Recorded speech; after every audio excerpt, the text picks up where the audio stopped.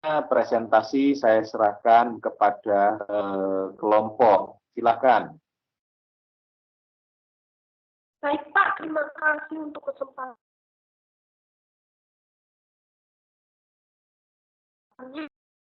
Selamat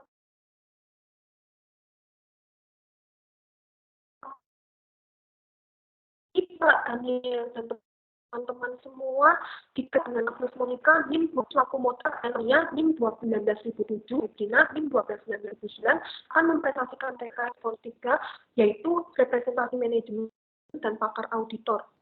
Next.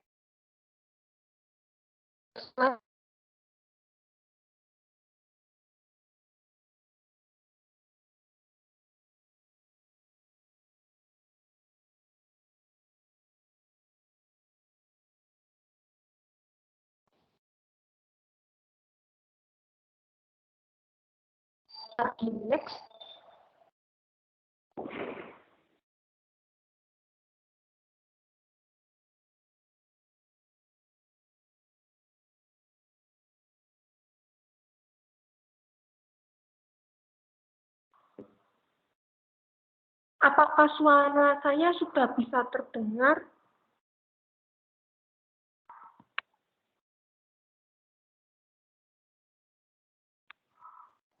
Sudah lebih baik, tapi masih putus-putus. Baik, akan saya ulangi kembali.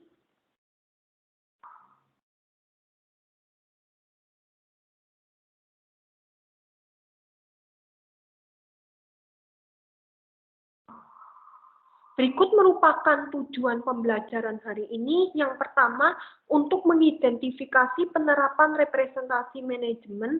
Yang kedua, untuk mengetahui penggunaan pekerjaan pada pakar auditor. Yang ketiga, untuk mempraktikkan hubungan keseluruhan dari representasi manajemen dan pakar auditor ke dalam atlas. Next.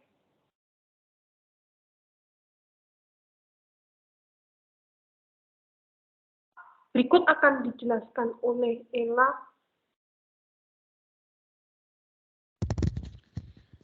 Ya, berdasarkan SA 580, surat representasi manajemen merupakan suatu pernyataan tertulis yang dibagikan oleh manajemen kepada auditor guna memberikan konfirmasi terkait hal-hal tertentu atau sebagai pendukung bukti audit lain.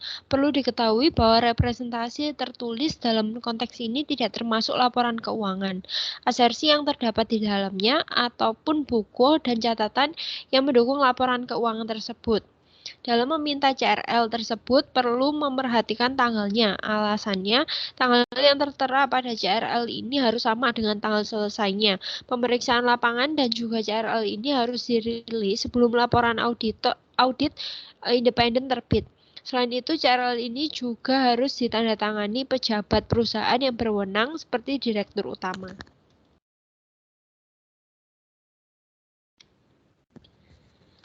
Berikut merupakan tujuan representasi manajemen. Berdasarkan ISA 580 alinea 6 2014 mengulas terkait tujuan auditor dalam rangka representasi tertulis dari manajemen. Yang pertama yaitu menerima representasi tertulis dari manajemen dan TCWG apabila dibutuhkan, memberikan dukungan terhadap bukti audit lainnya, dan merespon dengan tepat representasi tertulis dari manajemen dan TCWG. Lalu, berikut merupakan fungsi atau manfaat dari CRL bagi KAP. Yang pertama akan dapat membantu adanya kasus antara akuntan publik dan klien dalam proses audit berlangsung. Lalu yang kedua, auditor memperoleh representasi tertulis dari manajemen untuk melengkapi prosedur audit lain yang dilakukannya. Yang ketiga, jika suatu representasi yang dibuat oleh manajemen bertentangan dengan bukti audit lain, auditor harus menyelidiki keadaan tersebut dan mempertimbangkan keandalan representasi tersebut. Selanjutnya akan dijelaskan oleh Bella. Berikut alasan pentingnya client representation letter yang harus diperoleh auditor. Standar profesional akuntan publik atau SPAP SA seksi 333 dalam PSA nomor 17 tentang representasi manajemen mengatur lebih lanjut mengenai surat representasi klien. Nah, dalam paragraf 5 SPAP seksi 333 itu diatur bahwa representasi tertulis dari manajemen harus diperoleh untuk semua laporan keuangan dan periode yang dicakup oleh laporan audit. Lalu ada paragraf 3 SPAP seksi 333 menjelaskan bahwa penolakan manajemen untuk melengkapi representasi tertulis merupakan pembatasan terhadap lingkup audit yang menghalangi auditor untuk memberikan pendapat wajar tanpa pengecualian dan biasanya cukup menyebabkan auditor tidak memberikan pendapat atau menarik diri dari perikatan. Lalu untuk itu alasan tersebut dijabarkan sebagai berikut. Yang pertama, menekankan kepada manajemen bahwa mereka bertanggung jawab atas penilaian laporan keuangan. Lalu yang kedua, mengingatkan manajemen atas potensi salah saji atau hal yang tidak dimasukkan dalam laporan keuangan. Lalu yang ketiga, mendokumentasikan jawaban dari manajemen atas tanya jawab mengenai berbagai aspek dalam audit. Next. Yang dijelaskan oleh Agnes.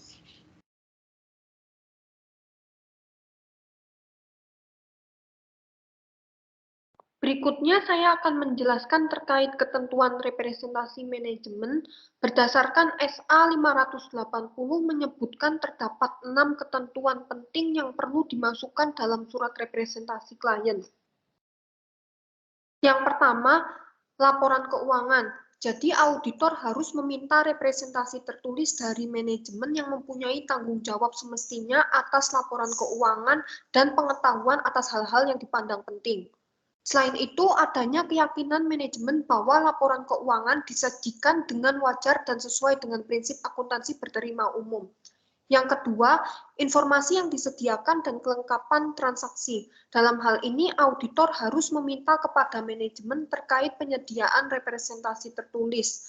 Yang pertama, mereka telah menyediakan bagi auditor semua informasi relevan dan akses sesuai dengan yang disetujui dalam ketentuan perikatan audit. Yang kedua, manajemen harus menjelaskan tanggung jawabnya yang sesuai dengan ketentuan perikatan audit. Yang ketiga, seluruh transaksi telah dicatat dan direpresentasikan dalam laporan keuangan. Di samping itu, kelengkapan dan ketersediaan seluruh notulensi pertemuan pemegang saham, direktur, dan dewan direksi juga harus diberikan kepada auditor secara lengkap.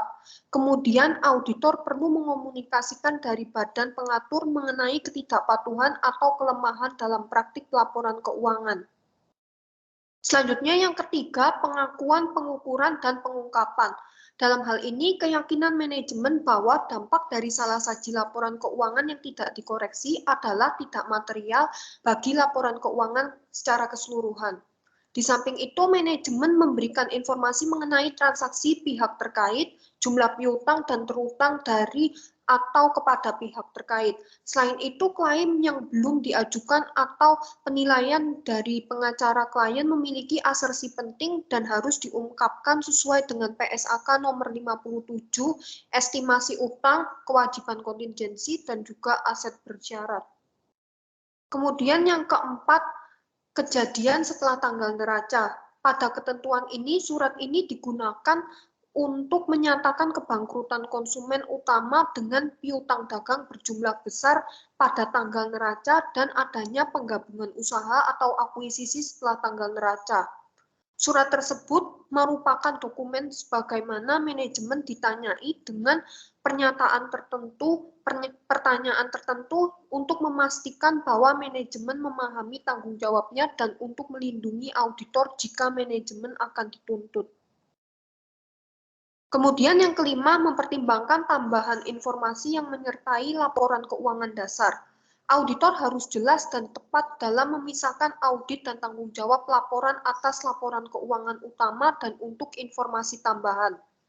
Umumnya, auditor tidak melakukan audit terperinci yang memadai untuk menyesuaikan opini atas informasi tambahan. Tetapi, dalam kondisi tertentu, auditor dapat saja mengandalkan bahwa informasi tersebut disajikan secara wajar. Perlu diketahui bahwa terdapat dua jenis opini yang diperbolehkan, yaitu opini positif yang mengindikasikan tingkat ketidakpastian tinggi atau tidak memberikan pendapat yang mengindikasikan tidak ada kepastian. Berdasarkan SA 351, merujuk pada informasi tambahan tersebut sebagai informasi yang menyertai laporan keuangan dasar dalam dokumen yang diserahkan oleh auditor. Saat auditor menerbitkan opini atas informasi tambahan yang menyertai laporan keuangan, materialitasnya sama dengan yang digunakan dalam membuat opini terhadap laporan keuangan dasar. Sehingga hal ini mampu memberikan dampak bahwa prosedur tambahan yang diperlukan tidak seluas saat auditor menerbitkan opini atas informasi yang diambilnya sendiri. Oleh sebab itu, auditor perlu memberikan tambahan kata-kata pada laporan standar auditor saat menyatakan opini untuk tambahan informasi tersebut. Kemudian yang terakhir, membaca informasi lain dalam laporan tahunan. Jadi berdasarkan SA 580 mensyaratkan auditor untuk membaca informasi lain yang dimasukkan dalam laporan tahunan mengenai laporan keuangan. Berdasarkan SA 580 juga disebutkan bahwa informasi yang bukan bagian dari laporan keuangan namun dipublikasikan bersama dengan laporan ini. Jika auditor menyimpulkan bahwa terdapat ketidakkonsistenan yang material, maka harus meminta klien untuk mengubah informasi tersebut.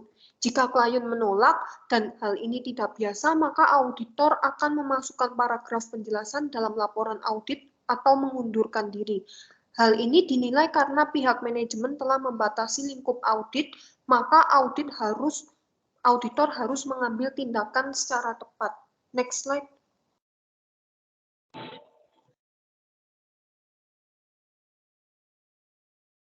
Akan dijelaskan oleh Bella. Keraguan atas keandalan representasi tertulis dan representasi tertulis yang diminta tidak diberikan. Yang pertama adalah keraguan atas keandalan representasi tertulis. Jika auditor mempunyai keraguan tentang kompetensi, integritas, nilai-nilai etik, atau keyakinan manajemen, maupun komitmen mereka dalam melaksanakan hal ini, maka auditor harus menentukan dampak keraguan tersebut terhadap keandalan representasi, baik lisan maupun tulisan, dan bukti audit secara umum. Di samping itu, terlebih apabila representasi tertulis tidak konsisten dengan bukti audit lainnya, maka auditor harus melakukan prosedur audit sebagai usaha untuk menyelesaikan hal tersebut. Lalu, jika hal tersebut tidak terselesaikan, maka auditor harus mempertimbangkan kembali penilaian atas kompetensi, integritas, nilai-nilai etik, atau kesungguhan manajemen maupun terkait komitmen mereka dalam menjalankan hal ini. Dan harus menentukan dampak yang mungkin dimunculkan terhadap keandalan representasi dan bukti audit secara umum. Selain itu, apabila auditor menyimpulkan bahwa representasi tertulis tidak dapat diandalkan, auditor harus mengambil langkah-langkah yang tepat termasuk menentukan dampak yang mungkin muncul terhadap opini di dalam laporan auditor berdasarkan SA 705 dengan mempertimbangkan ketentuan dalam paragraf 20 SA 580. Yang kedua, representasi tertulis yang diminta tidak disediakan. Dalam hal ini, apabila manajemen tidak memberikan satu atau lebih representasi tertulis yang diminta, maka auditor harus melakukan beberapa hal seperti ini. Yang pertama yaitu mendiskusikan masalah ini dengan manajemen. Yang kedua, mengevaluasi ulang integritas manajemen dan mengevaluasi dampak yang mungkin muncul terhadap keandalan representasi dan bukti audit secara umum. Yang ketiga, mengambil langkah yang tepat termasuk menentukan dampak yang mungkin muncul terhadap opini dalam laporan auditor sesuai dengan SA 705 dan dengan tidak menghiraukan ketentuan dalam paragraf 20 SA 580. Lalu yang ketiga, representasi tertulis mengenai tanggung jawab manajemen. Perlu diketahui bahwa auditor tidak memberikan opini atas laporan keuangan sesuai dengan SA 705 apabila terjadi beberapa hal yang tidak sesuai. Yang pertama, auditor menyimpulkan bahwa terdapat keraguan mengenai integritas manajemen sehingga representasi tertulis seperti yang ditentukan dalam paragraf 10 dan paragraf 11 tidak dapat diandalkan. Ataupun manajemen tidak memberikan representasi tertulis seperti yang ditentukan dalam paragraf 10 dan paragraf 11. Next.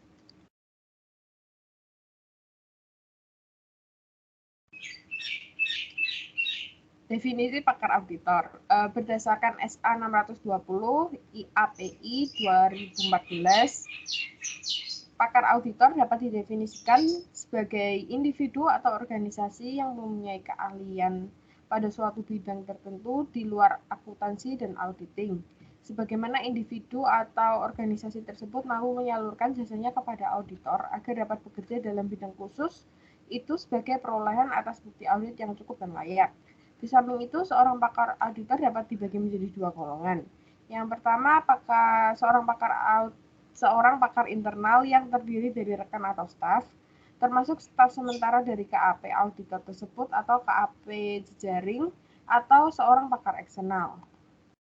Next.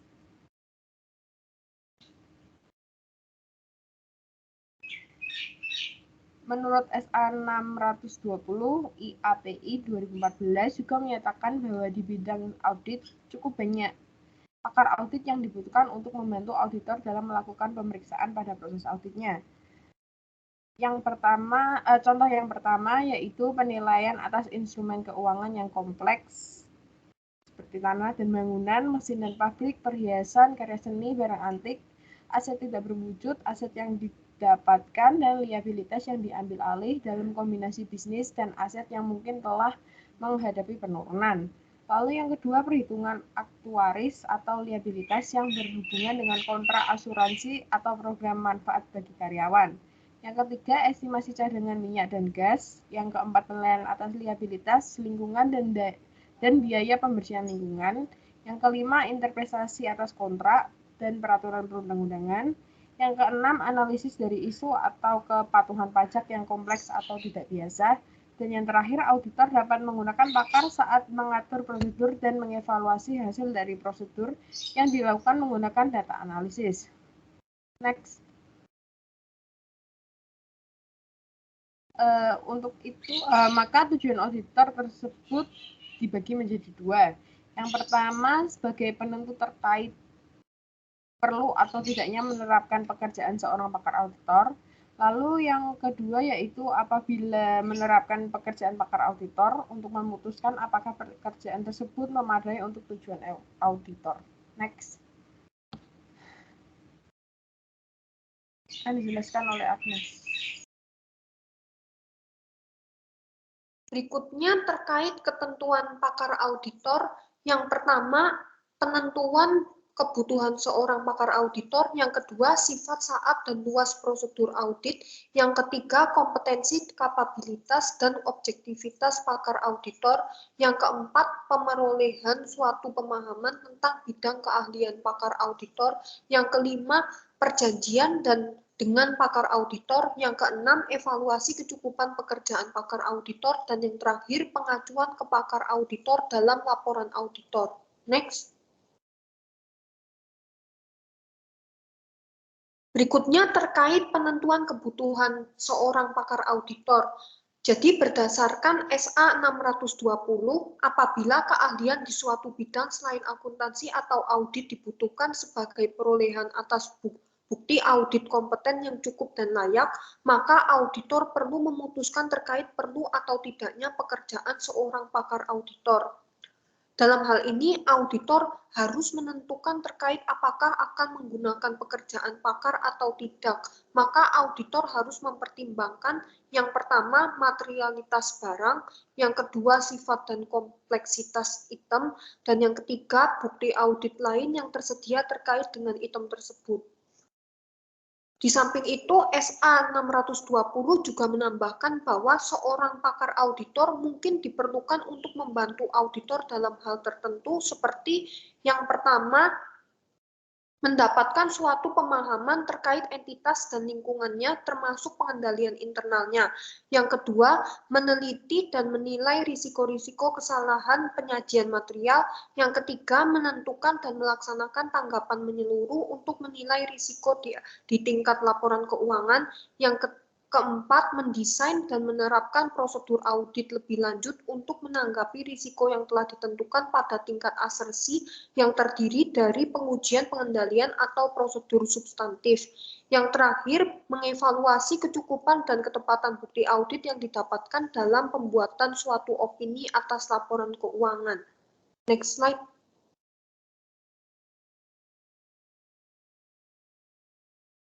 Berikutnya terkait sifat, saat, dan luas prosedur audit. Berdasarkan SA 620, sifat, saat, dan luas prosedur auditor yang berhubungan dengan ketepatan dalam paragraf 9 sampai dengan paragraf 13 akan beragam tergantung pada keadaannya.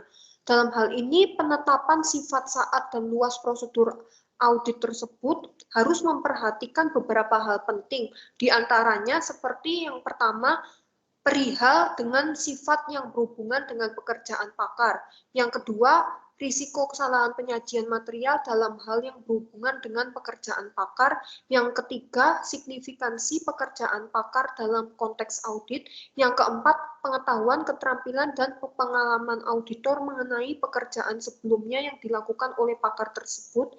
Yang terakhir, penyelidikan terkait pakar yang menjadi subjek kebijakan dan prosedur pengendalian mutu KAP auditor. Next slide.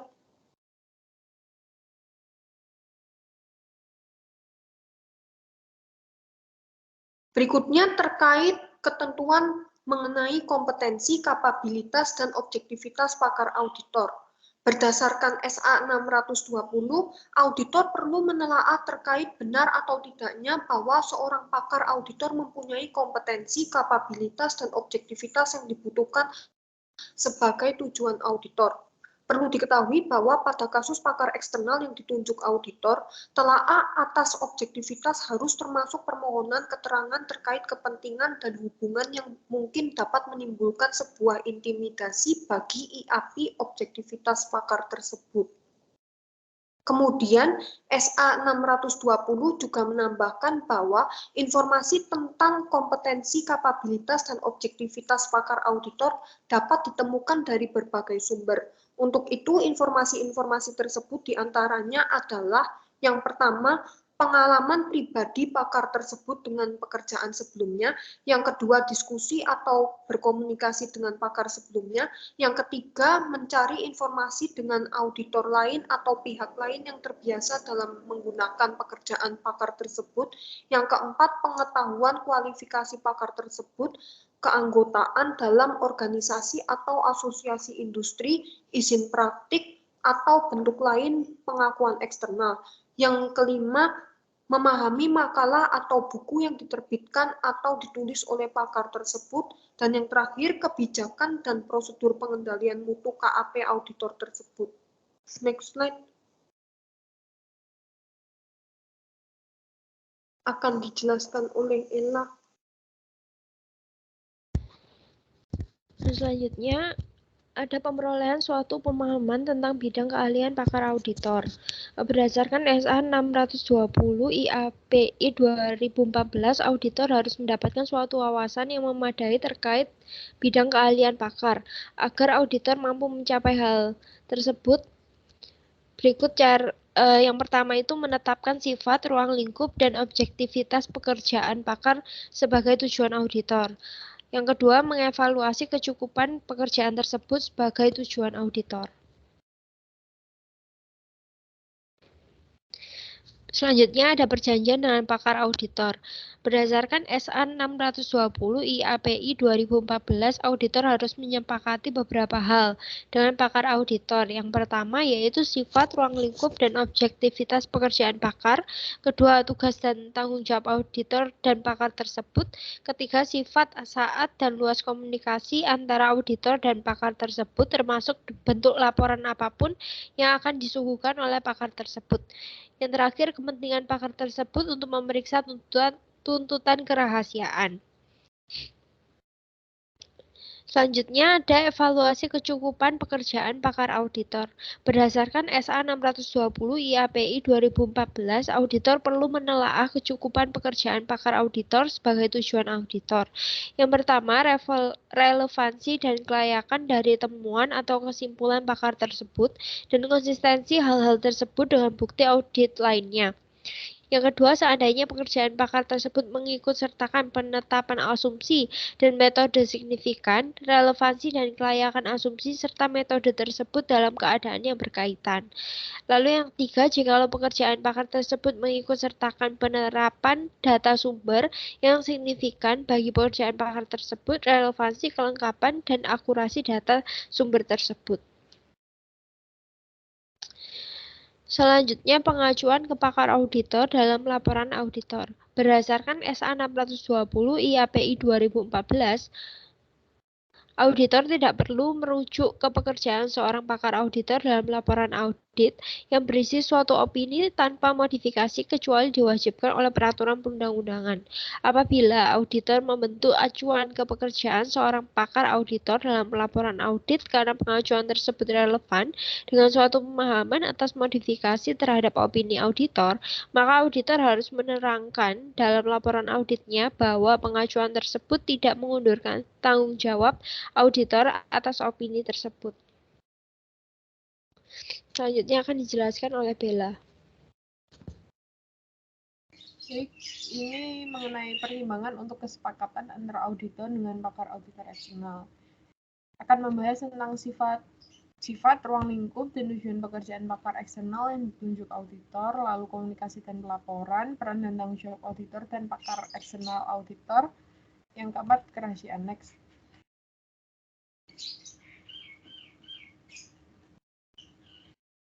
Yang pertama, sifat, ruang lingkup, dan tujuan pekerjaan pakar eksternal yang ditunjuk oleh auditor.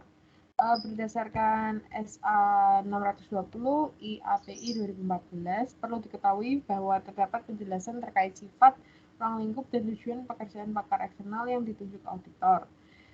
Untuk itu, maka hal tersebut belum tentu memiliki persamaan dengan pakar internal.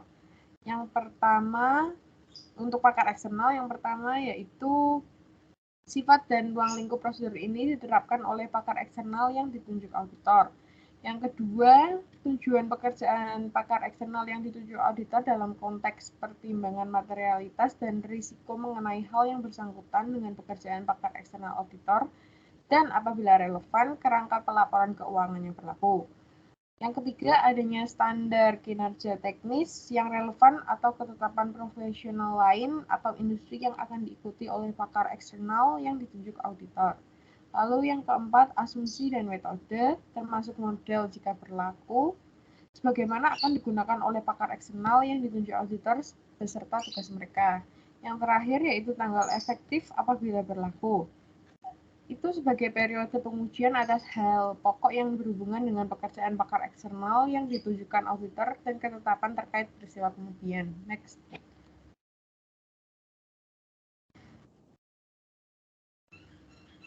Lalu ada peran dan tanggung jawab auditor dan pakar eksternal auditor. Berdasarkan SA 620 IAPI 2014, terdapat penjelasan terkait peran dan tanggung jawab auditor dan pakar eksternal auditor. Untuk tugas yang dihadapi oleh pakar eksternal tersebut belum tentu memiliki persamaan dengan pakar internal. Untuk yang pakar eksternal, yang pertama yaitu standar audit dan akuntansi yang relevan dan ketetapan peraturan perundang-undangan. Lalu yang kedua, izin dari pakar eksternal yang ditunjuk auditor mengenai pemakaian laporan pakar oleh auditor, termasuk pengajuan ke laporan tersebut atau pengungkapan laporan tersebut kepada pihak lain. Misalnya, pengajuan ke laporan pakar tersebut dalam basis untuk suatu opini modifikasian dalam laporan auditor apabila dibutuhkan atau pengungkapan laporan pakar tersebut kepada manajemen atau komite audit. Yang ketiga, sifat dan luas pemeriksaan auditor terhadap pekerjaan pakar eksternal yang ditunjuk auditor. Yang keempat, ketetapan auditor atau pakar eksternal yang ditunjuk auditor untuk menguji data sumber. Yang kelima, akses pakar eksternal yang ditunjukkan auditor terhadap catatan, arsip, personel, dan pakar yang menjalankan perikatan dengan entitas tersebut. Lalu yang keenam, prosedur untuk berkomunikasi antara pakar eksternal yang ditunjuk auditor dengan entitas. Yang ketujuh, akses auditor dan pakar eksternal yang ditunjuk auditor terhadap kertas kerja satu sama lainnya. Yang kedelapan, kepemilikan dan pengendalian terhadap kertas kerja selama dan setelah perikatan, termasuk adanya ketentuan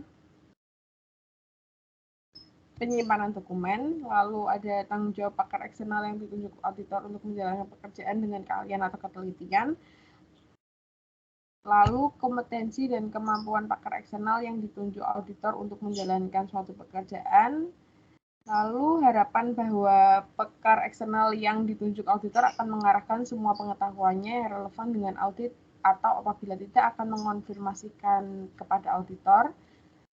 Adanya pembatasan atas asosiasi pakar eksternal yang ditunjukkan auditor terhadap laporan audit, dan yang terakhir adanya persetujuan untuk memberitahu pakar eksternal yang ditunjuk auditor atas kesimpulan auditor terkait pekerjaan pakar tersebut. Next. Akan dijelaskan oleh Ella. Selanjutnya ada komunikasi dan pelaporan. Berdasarkan SA 620 IAPI 2014, perlu diketahui bahwa terdapat penjelasan terkait komunikasi dan pelaporan. Yang pertama, metode dan frekuensi komunikasi yang mencakup hal-hal berikut. Yang pertama itu keterangan terkait temuan atau kesimpulan pakar eksternal. Lalu yang kedua, identifikasi individu spesifik dalam tim perikatan yang akan bertindak sebagai penyambung dengan pakar eksternal yang ditunjuk auditor.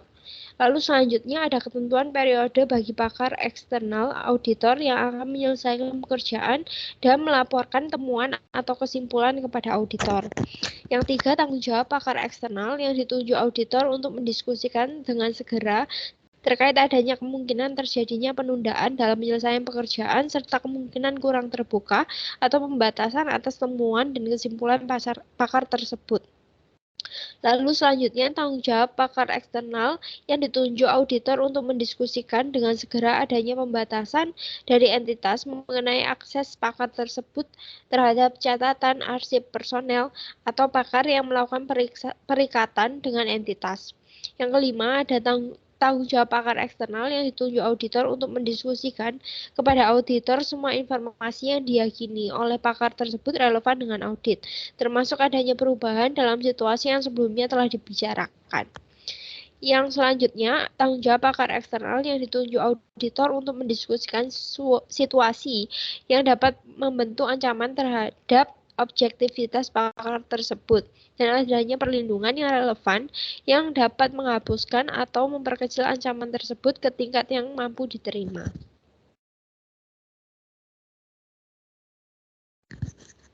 Yang terakhir ada kerahasiaan.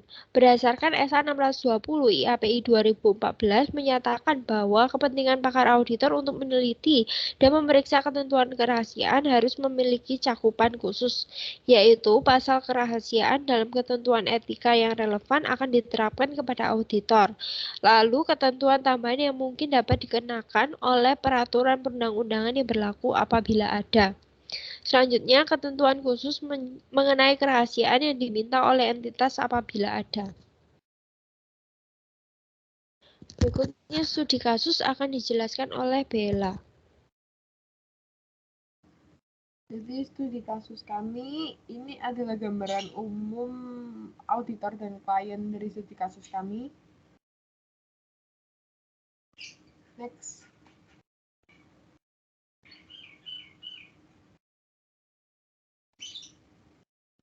Jadi berdasarkan informasi tersebut terkait KAP dan klien, maka berikut akan dijelaskan terkait kasusnya.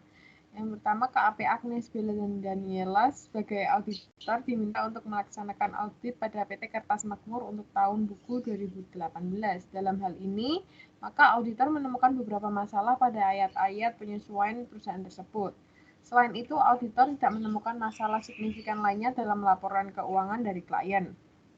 Di samping itu, auditor kurang mendalami terkait bidang industri klien, yaitu aktuaris dan konsultan pajak. Untuk itu, auditor harus bekerjasama dengan pakar auditor untuk membantunya dalam mengarahkan pengumpulan bukti audit terkait bidang industri tersebut. Dalam hal ini, jasa pakar auditor yang digunakan yaitu Hermawan dengan keahlian sebagai aktuaris dan Prianto dengan keahliannya sebagai konsultan pajak. Untuk itu, auditor akan menguji informasi yang diperoleh dari pakar auditor. Selain itu, auditor harus mendokumentasikan terkait hasil representasi dari manajemen sebagai dasar pemberian opini melalui dengan bantuan atlas. Next. Nah, jadi gambar di atas merupakan konten dari aplikasi Atlas. Konten tersebut menggambarkan terkait daftar isi yang terdapat dalam aplikasi Atlas tersebut. Berdasarkan Pusat Pembinaan Profesi Keuangan tahun 2018, dinyatakan bahwa laman ini berisi daftar seluruh kertas kerja yang terdapat pada aplikasi Atlas, dan juga indeks untuk masing-masing kertas kerjanya. Untuk itu, langsung ke bagian Risk Respon dan pilih kertas kerja B250. Next. Akan dijelaskan oleh Agnes.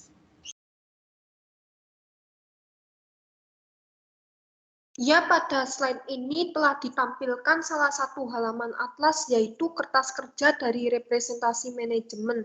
Nah, fungsi dari kertas kerja ini digunakan untuk mengidentifikasi apakah auditor telah memperoleh surat representasi dari manajemen dan isinya telah sesuai dengan SA 580 representasi tertulis. Tampilan pada gambar bagian pertama di slide ini merupakan data identitas yang terdapat pada halaman representasi manajemen. Lalu tampilan pada gambar bagian kedua di slide ini merupakan tabel untuk auditor mengidentifikasi kesesuaian surat representasi tertulis dari manajemen dengan ketentuan SA 580. Tujuan adanya rincian kolom kondisi bagi pernyataan tertulis tersebut adalah untuk mengetahui apakah pernyataan tertulis dari manajemen mampu mendukung auditor dalam penyelesaian audit secara memadai atau tidak memadai. Di samping itu, representasi tertulis dari manajemen tidak boleh digunakan untuk pengganti pelaksana prosedur audit lainnya atau satu-satunya bukti untuk masalah audit yang signifikan.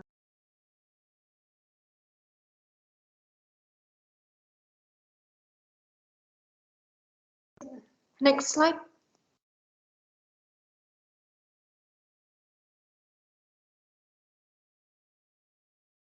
Berikutnya, untuk tahapan pengisiannya adalah sebagai berikut. Yang pertama, berdasarkan pada kolom kondisi, auditor harus mengisi sesuai dengan kondisi yang ada pada klien. Jawaban yang dapat diberikan auditor adalah antara ya, tidak, atau tidak ada. Cara menjawabnya bisa menggunakan drop-down pada kolom ya atau tidak. Yang kedua, auditor dapat menambahkan penjelasan informasi dalam kolom komentar terkait kondisi dari setiap pertanyaan yang tersedia. Lalu kolom lampiran yang tersedia dapat digunakan oleh auditor untuk menambahkan referensi atau link ke kertas kerja yang mendukung dan sifatnya opsional. Yang keempat, jika semua pertanyaan telah dijawab, maka akan muncul simpulan secara otomatis sesuai hasil jawaban yang dapat berupa representasi manajemen telah memadai atau representasi manajemen tidak memadai. Yang kelima, jika simpulan muncul tulisan representasi manajemen tidak memadai, auditor diminta untuk memberikan penjelasan terkait hal tersebut pada kotak penjelasan.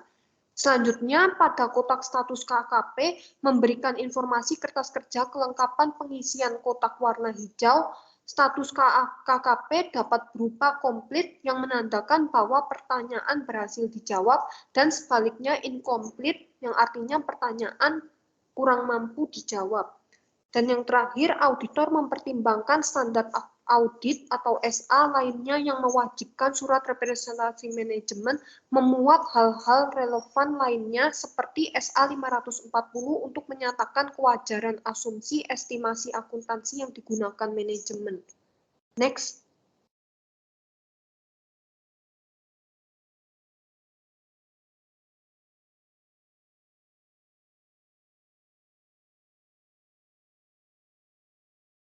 Berikutnya terkait auditor harus menentukan apakah dalam menangani industri klien diperlukan pakar auditor atau tidak. Hal ini dapat dibuktikan dengan cara mengisi drop-down ya atau tidak pada kotak warna hijau. Apabila memilih jawaban tidak, maka tidak muncul prosedur yang dimaksud seperti yang ditampilkan pada gambar nomor 1. Meskipun auditor memilih opsi tidak, auditor tetap harus membuat simpulan di bagian akhir dengan memilih tidak relevan. Sebaliknya, apabila memilih jawaban ya, maka akan muncul prosedur lanjutan seperti yang ditampilkan pada gambar kedua. Oleh sebab itu, jika memilih tidak, maka proses telah selesai, sedangkan jika memilih ya, maka akan terdapat beberapa tahap untuk penyelesaian kertas kerja ini. Next slide. Pada gambar tersebut, terdapat tabel yang berjudul Informasi Umum Pakar Auditor. Dalam hal ini, tabel tersebut harus dilengkapi terlebih dahulu. Untuk itu, auditor harus mengisi tabel informasi umum pakar auditor sebagai berikut. Yang pertama, nama pakar diisi manual, nama pihak atau pakar yang digunakan baik individu maupun organisasi. Yang kedua, bidang keahlian diisi manual bidang keahlian dari pakar tersebut. Yang ketiga, akun atau pengungkapan diisi akun terkait yang dinilai atau diuji oleh pakar tersebut. Dan yang terakhir, siapa yang mengikat kontrak dengan pakar auditor diisi pihak yang menandatangani kontrak dengan pakar. Next slide.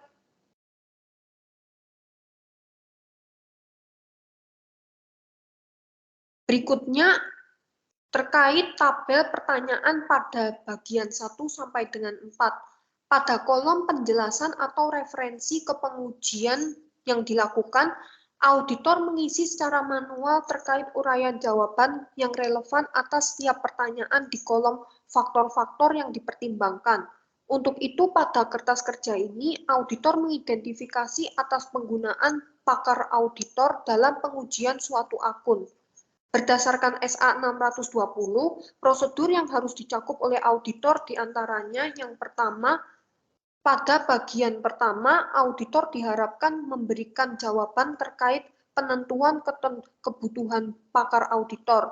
Auditor mengevaluasi apakah diperlukan pakar auditor untuk menilai suatu asersi dari akun tertentu. Next slide. Pengisiannya adalah seperti ini contohnya. Next. Pada bagian kedua, auditor diharapkan memberikan jawaban terkait evaluasi atas kompetensi, kapabilitas, dan objektivitas pakar auditor. Jika pakar auditor digunakan dan auditor akan menggunakan hasil pekerjaannya sebagai bukti audit, maka auditor harus melakukan analisis atas kompetensi, kapabilitas, dan objektivitas pakar auditor. Next slide. Ini merupakan contoh pengisiannya dari bagian kedua. Next slide. Pada bagian ketiga, auditor diharapkan memberikan jawaban terkait ruang lingkup pekerjaan pakar audit.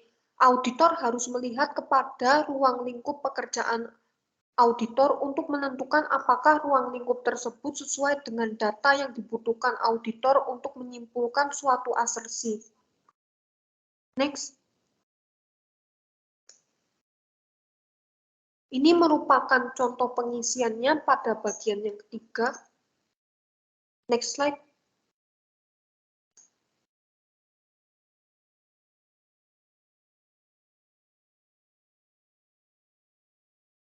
Pada bagian keempat, auditor diharapkan memberikan jawaban terkait evaluasi kecukupan pekerjaan pakar. Auditor harus menguji kecukupan bukti yang diperoleh oleh pakar auditor apakah wajar dan dapat dijadikan sebagai bukti audit yang cukup dan memadai untuk menarik kesimpulan. Next slide.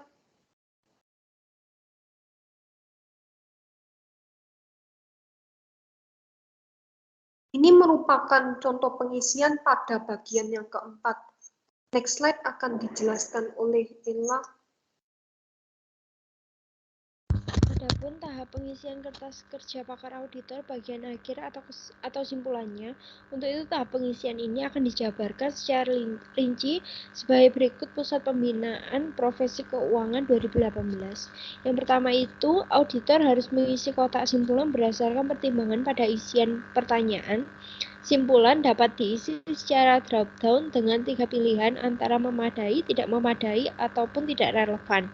Lalu yang kedua, jika dipilih drop-down tidak memadai, maka akan muncul tulisan jelaskan penyebab pekerjaan pakar auditor tidak memadai dan bagaimana respon auditor atas hal tersebut.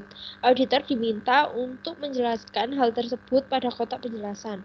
Lalu yang ketiga, kotak status KKP menginformasikan kertas kerja kelengkapan pengisian kotak warna hijau. Status KKP dapat berupa completed jika simpulan telah diisi dan sebaliknya incompleted jika belum diisi. Status KKP ini akan secara otomatis dapat menunjukkan kondisi pernyataan auditor dalam kertas kerja yang telah terisi tersebut. Hal ini dikarenakan terdapat formula yang mampu mengukur kriteria tersebut. Oleh sebab itu, hasil yang ditampilkan adalah sesuai dengan kondisinya. Demikian presentasi dari kelompok kami, saya kembalikan ke Agnes. Untuk teman-teman yang ingin bertanya, dipersilakan untuk menekan tombol raise hand terlebih dahulu.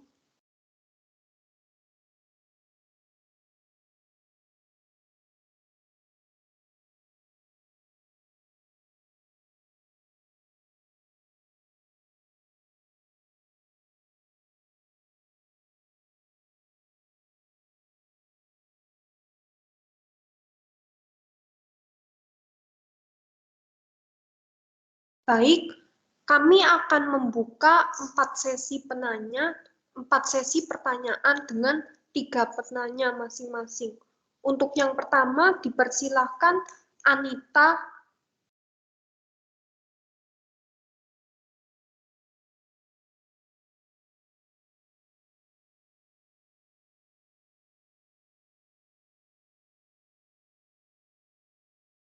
Baik, Anita bertanya di kolom chat. Pertanyaannya adalah bagaimana jika manajemen tidak bersedia membuat presentatif tertulis apa yang akan dilakukan oleh auditor? Baik Anita, terima kasih untuk pertanyaannya. Selanjutnya dipersilakan Vidya. Baik, terima kasih atas kesempatannya. Saya Vidya dengan NIM 1219-126 ingin bertanya. Dalam bentuk apa perjanjian pakar auditor dibuat? Terima kasih. Baik, terima kasih kembali untuk Vidya. Selanjutnya dipersilakan untuk Feni. Baik, terima kasih atas kesempatannya. Perkenalkan, nama saya Feni Gunawan dengan NIM 1219-112. Saya ingin bertanya, apa yang menyebabkan terjadinya inkonsistensi dalam bukti audit atau ragu mengenai keandalan? Terima kasih. Baik, terima kasih untuk Feni. Untuk teman-teman yang sudah bertanya, dipersilakan untuk menunggu sebentar. Kami akan mendiskusikan jawabannya.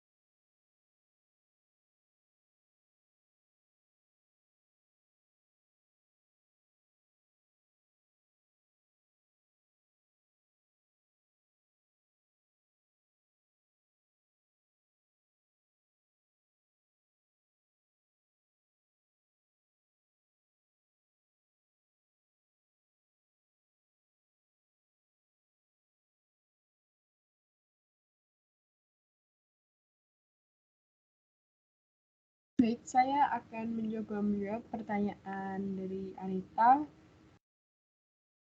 mengenai bagaimana jika manajemen tidak bersedia membuat representatif tertulis, apa yang akan dilakukan oleh auditor.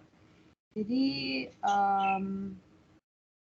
jika manajemen tidak bersedia membuat representatif tertulis itu merupakan pembatasan terhadap lingkup audit yang menghalangi auditor untuk memberikan pendapat wajar tanpa pengecualian dan biasanya cukup menyebabkan auditor tidak menerbitkan pendapat atau menarik diri dari perikatan. Namun, berdasarkan pada sifat representasi yang tidak dapat diperoleh tersebut atau keadaan menolakannya, auditor dapat menyimpulkan bahwa pendapat wajar dengan pengecualian itu layak, atau auditor dapat melakukan yang pertama, dapat mendiskusikan masalah dengan manajemen, lalu dapat mengevaluasi ulang integritas manajemen dan dampak yang mungkin timbul terhadap keandalan representatif serta bukti audit secara umum, lalu dapat mengambil langkah tepat dan termasuk dampak yang timbul terhadap opini dalam laporan auditor sesuai dengan SA 70 dan tidak menjelaskan ketentuannya. Begitu Anita, apakah sudah menjawab?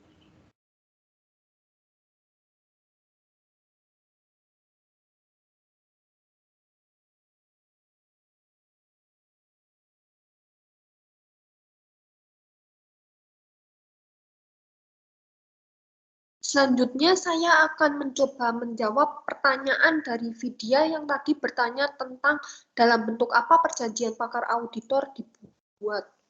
Jadi menurut saya berdasarkan SA 620 dinyatakan bahwa kesepakatan antara auditor dan pakar auditor yang ditunjuk oleh auditor seringkali dalam bentuk surat perikatan. Selain itu, terdapat lampiran berisi daftar hal-hal yang dianggap perlu untuk dicantumkan dalam surat perikatan atau bentuk perjanjian lainnya dengan pakar eksternal yang ditunjuk oleh auditor. Seperti itu, Vidya, apakah sudah menjawab? Ya, sudah, Agnes. Terima kasih, kelompok. Ya, terima kasih kembali, Vidya. Saya akan mencoba menjawab pertanyaan dari Fanny yang menanyakan penyebab terjadinya inkonsistensi dalam bukti audit atau ragu mengenai keandalan.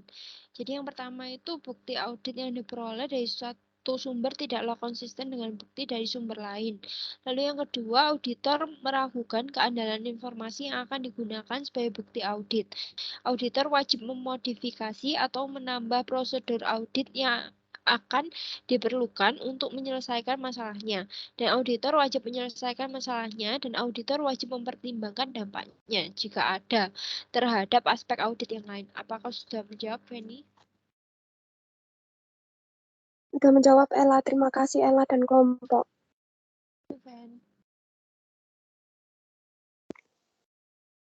Baik, untuk sesi pertama sudah berjalan. Selanjutnya akan saya buka dengan sesi kedua dengan 3 penanya juga. Yang pertama dipersilakan untuk Angel. Baik, terima kasih untuk kesempatannya. Saya Angela Margareta dengan NIM 1219.004 mau bertanya, bagaimana auditor dapat mengevaluasi ketepatan pengujian data sumber yang digunakan oleh pakar auditor? Terima kasih.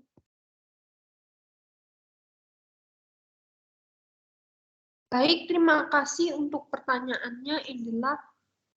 Berikutnya dipersilakan Irene.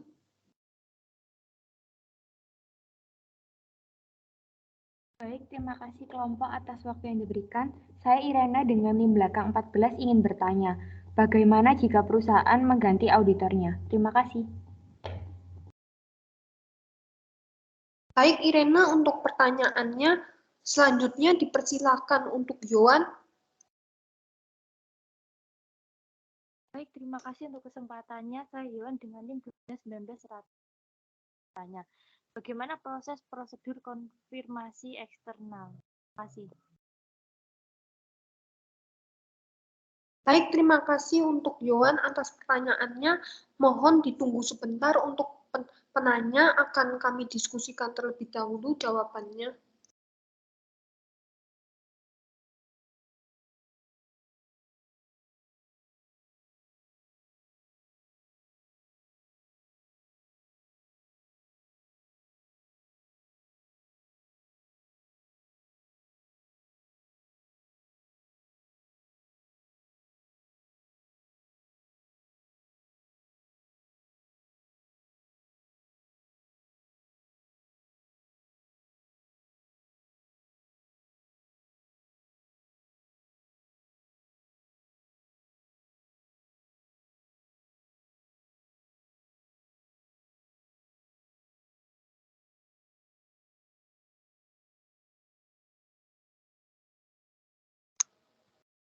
Baik, saya akan mencoba menjawab pertanyaan dari Angela.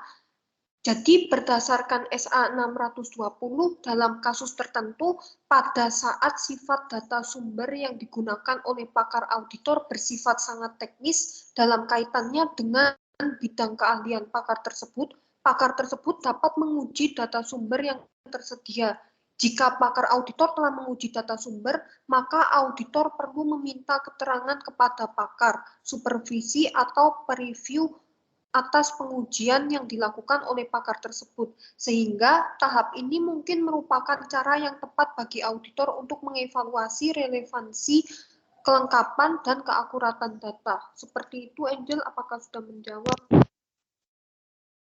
Sudah menjawab, kelompok. Terima kasih.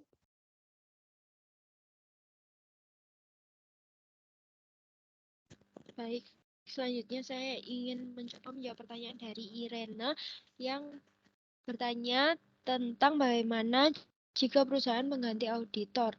Jadi itu ada auditor pengganti dan auditor pendahulu. Lalu tanggung jawab auditor pengganti itu adalah membangun komunikasi dengan auditor terdahulu untuk mendapatkan informasi mengenai perusahaan untuk menentukan apakah auditor akan menerima penugasan tersebut atau tidak. Lalu tanggung jawab auditor pendahulu itu adalah memberikan informasi yang dibutuhkan auditor pengganti dengan izin perusahaan. Apakah sudah menjawab?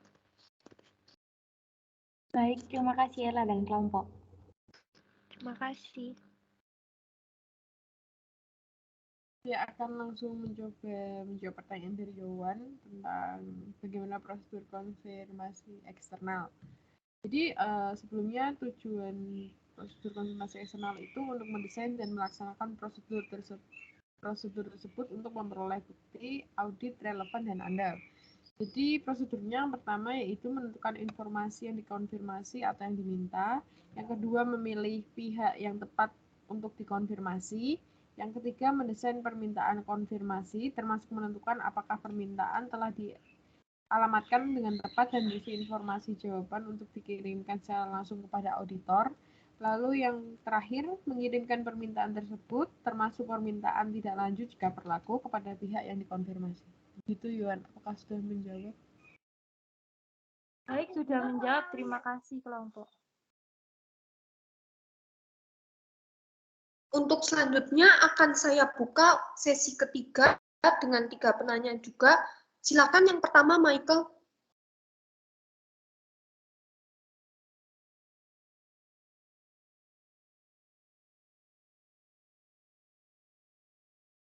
Cek, apakah suara saya terdengar? Sudah terdengar. Baik, terima kasih untuk waktu dan kesempatannya. Saya Michael Roland Wijaya dengan NIM 121910034. Saya ingin bertanya, apa yang dilakukan auditor apabila manajemen tidak mengizinkan auditor untuk mengirimkan permintaan konfirmasi? Terima kasih.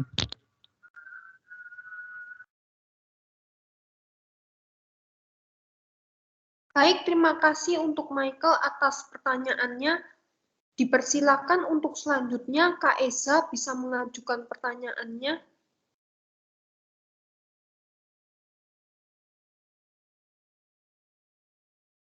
Cek, ya. Selamat pagi kelompok, saya Esa dengan NIM belakang 11. Saya ingin bertanya, siapa manajemen yang dimintai untuk memberikan representasi tertulis? Terima kasih. Baik Kak Esa, terima kasih juga untuk pertanyaannya. Dipersilakan selanjutnya Anne bisa mengajukan pertanyaannya. Baik, terima kasih atas kesempatannya. Saya ingin bertanya pada kelompok. Maaf sebelumnya, saya Ana dengan NIM belakang 19. Kemudian untuk pertanyaannya, apabila auditor memutuskan bahwa pekerjaan pakar auditor tidak memadai, maka apa yang harus dilakukan oleh auditor? Terima kasih. Terima kasih untuk Anne untuk pertanyaannya. Selanjutnya kami akan mendiskusikan jawabannya terlebih dahulu. Dipersilakan untuk menunggu.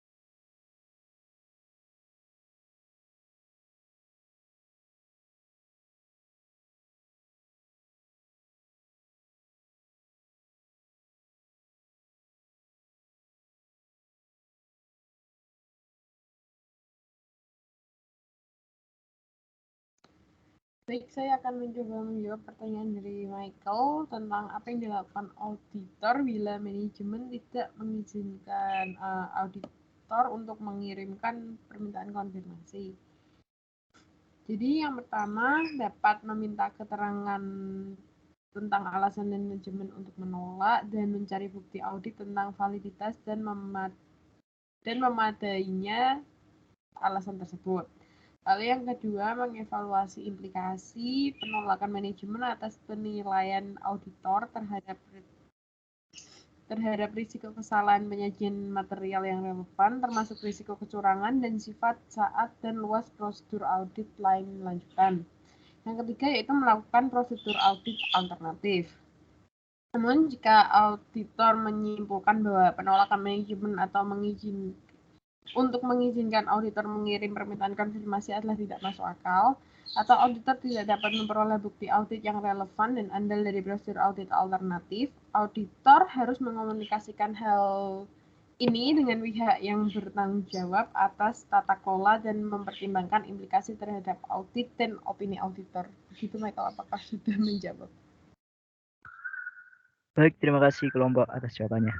Terima kasih.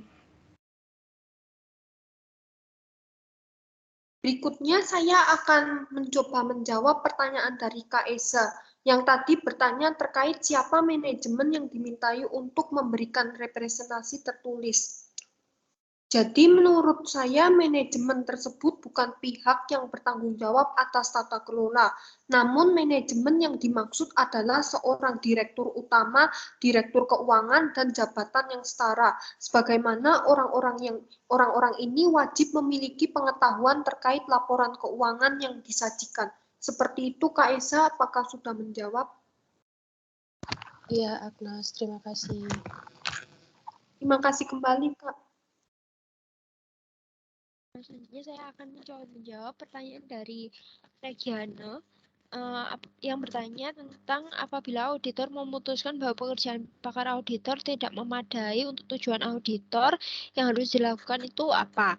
Jadi yang harus dilakukan itu setuju dengan pakar tersebut atas sifat dan luas pekerjaan selanjutnya yang akan dilakukan oleh pakar tersebut atau melakukan prosedur audit tambahan yang tepat atas kondisi tersebut. Apa sudah menjawab, Ana?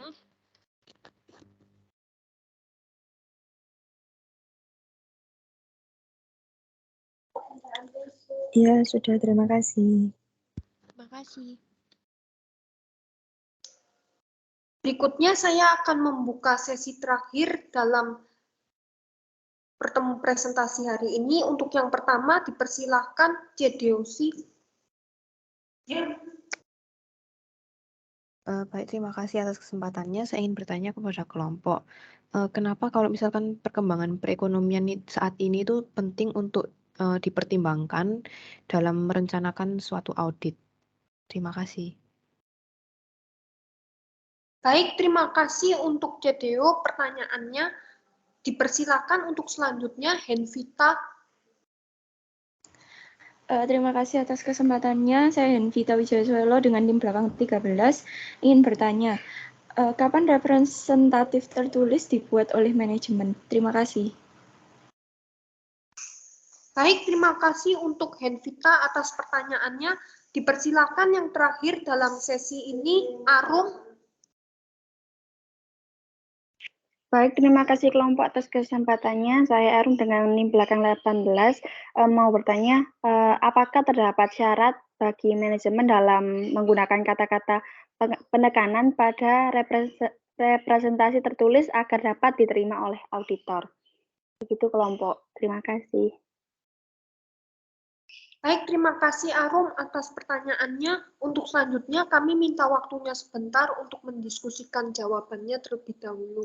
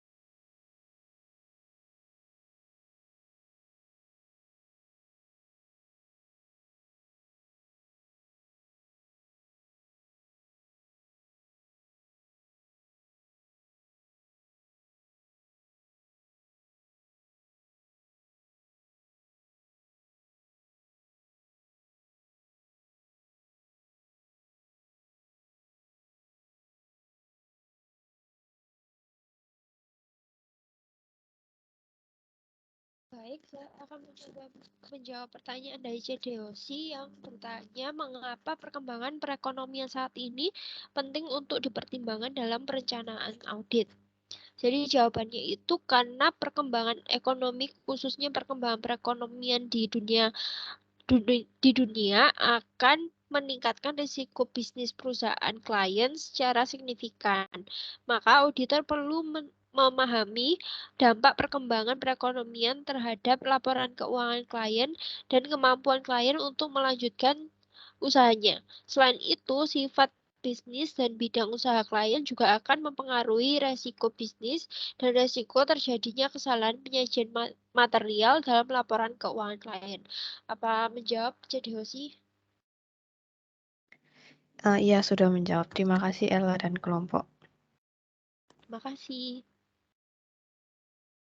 Saya akan langsung coba menjawab dari kita tentang kapan representasi tertulis dibuat oleh manajemen. Jadi representasi tertulis itu harus dibuat per tanggal, tidak lebih atau tidak kurang dari tanggal laporan audit. Representasi tertulis dari manajemen harus diperoleh untuk semua laporan keuangan dan periode yang dicakup oleh laporan audit. Sebagai contohnya, jika laporan keuangan komparatif dilaporkan, representasi tertulis yang diperoleh pada penyelesaian audit yang terkini harus mencakup semua periode yang dilaporkan. Representasi tertulis tertentu yang diperoleh auditor akan tergantung pada keadaan perikatan dan sifat serta basis penyajian laporan keuangan tersebut. Bagaimana Vita, apakah sudah menjawab? Sudah menjawab, Bel. Terima kasih, Bella dan kelompok.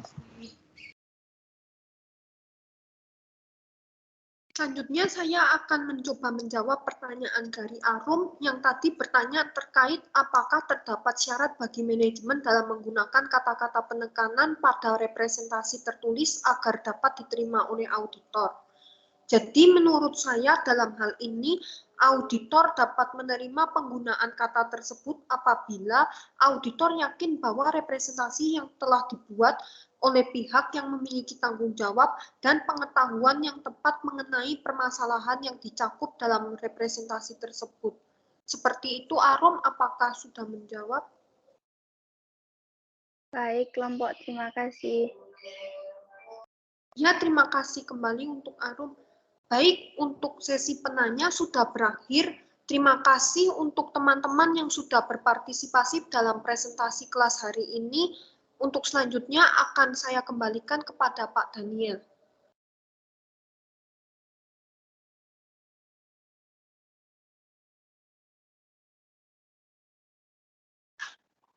Cek. Ya, terima kasih kelompok yang sudah membantu kita membawa pembelajaran tentang risk respon ketiga dari praktikum audit hari ini mengenai representasi klien atau RCL dan pakar audit. Ya, terima kasih untuk bukan saja presentasi yang menarik, bukan saja diskusi menarik, tapi juga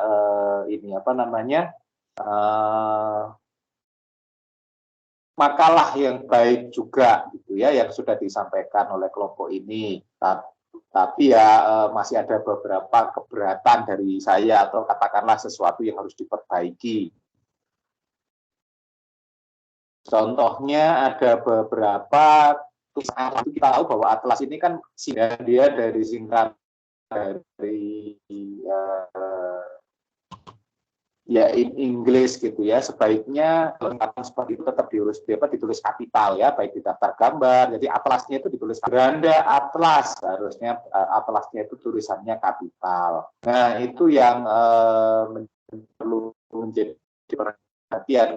Kalau di dalam sebenarnya nggak terlalu banyak kesalahannya untuk tulisan atlas ya. Untuk kemudian latar belakang itu fenomena kan pasti juga harus tahu sumbernya menyampaikan ini ya.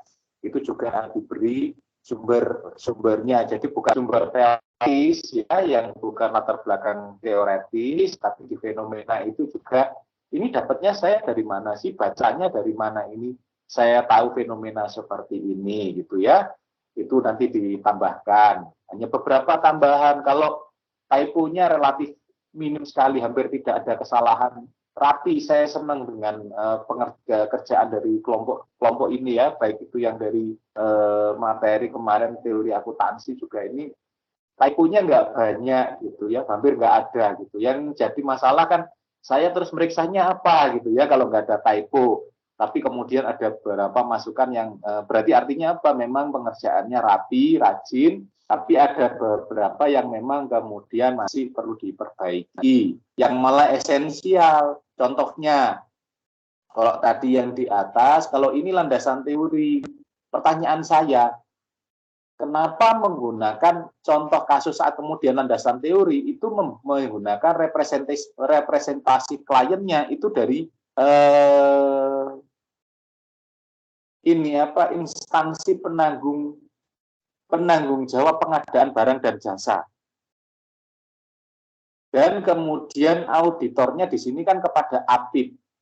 Tahu nggak bedanya antara kemudian AP dan APIP?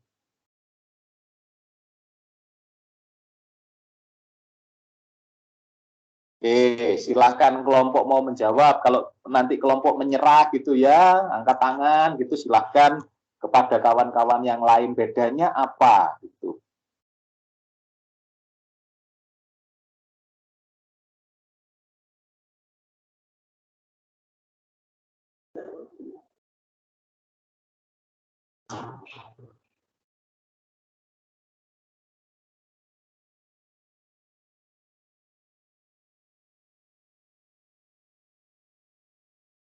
Surat representasi manajemen atas review atas PBJ. Yang terhormat pimpinan instansi APIP. Nah, ini kan jelas, ini kan kelihatan banget. Ada yang kemudian salah yang dijadikan contoh. Ya. Ini enggak ada yang jawab juga dari yang lain. Saya jelaskan aja. Kemudian untuk instansi pemerintah, sedangkan kita itu belajar tentang kantor akuntan publik yang kita itu ngomongin AP, akuntan publik, jadi sifatnya kita ke entitas yang sifatnya bisnis. Pak, BUMN itu kan badan usaha negara, pemiliknya aja negara, pemegang sahamnya, tapi pemegang saham utamanya ya mayoritasnya, tapi kan kegiatannya tetap seperti bisnis pada umumnya. Nah, sedangkan APIP itu pasti berbeda karena dia menggunakan standarnya adalah standar akuntansi pemerintah. Demikian pula prosedur auditnya agak berbeda. Nah, ini yang kemudian jadi perlu diperbaiki sehingga kalau kemudian ini kepada siapapun, jadi kalau kemudian kelompok yang lain menggunakan contoh, jadi nanti bedakan antara AP dan APIP. Apalagi ini kita praktikum audit, ya praktikum audit kita tentu saja di audit untuk komersial ya, untuk perusahaan yang sifatnya bisnis, bukan yang sektor publik ya, itu nanti tolong diperbaiki ya oleh kelompok. Kalau mau tetap membuat contoh, pakai contoh, pakailah kemudian CRL, client representation letter atau representasi manajemen, surat representasi manajemen itu menggunakan contoh dari yang entitas sifatnya adalah entitas yang bersifat bisnis atau bersifat profit oriented ya. Kalau mau non profit boleh, kalau non profit itu kan seperti katakanlah seperti yayasan, koperasi masih diaudit oleh AP ya, bukan oleh APIP. Nah, kemudian yang lain-lain di bab 2 itu penjelasannya banyak, penjelasannya detail, penjelasannya jelas, tapi kemudian sebenarnya pernyataan-pernyataan yang dari luar, baik itu dari ISA, baik kemudian dari beberapa buku, tapi kemudian tidak ada simpulan yang dibuat oleh penulis. Jadi ada baiknya setiap akhir paragraf itu, akhir subbab itu diberi, kalau di atasnya ada pernyataan, contohnya katakanlah definisi representasi manajemen, bla bla bla bla bla, kemudian sampai di bawah kan sudah begitu aja. Nah, itu statement dari si penulis ya, dari kelompok ini ya. Jadi CRL adalah gitu ya. Nah, itu di semua bab 2 itu tidak hal-hal yang simpulan yang dibuat oleh penulis sendiri.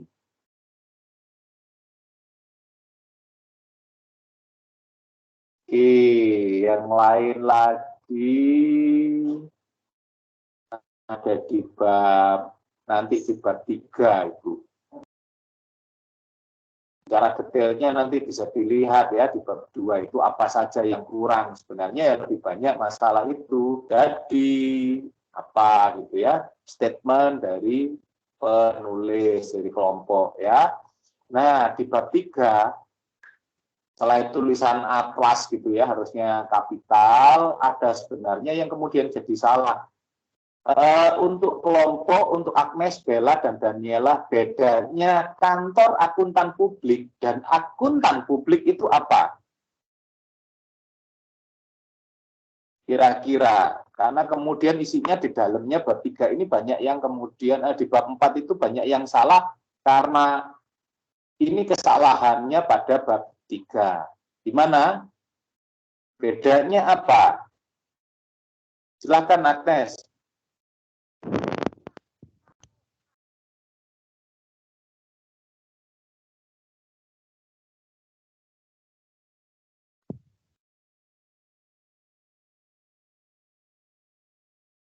Tuh, kok dimatiin lagi Agnes nggak jadi menjawab?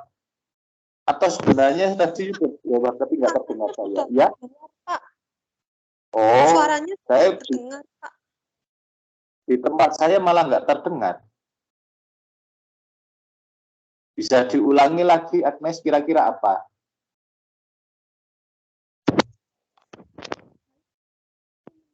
Apakah ini suaranya udah terdengar ya, Pak? Ya, sudah. Loud and clear. Menurut saya KAP itu kantor akuntan publik, Pak. Jadi tempatnya akuntan publik. Terus kalau yang AP itu orangnya, Pak. Jadi jasa auditnya. Seperti itu, Pak.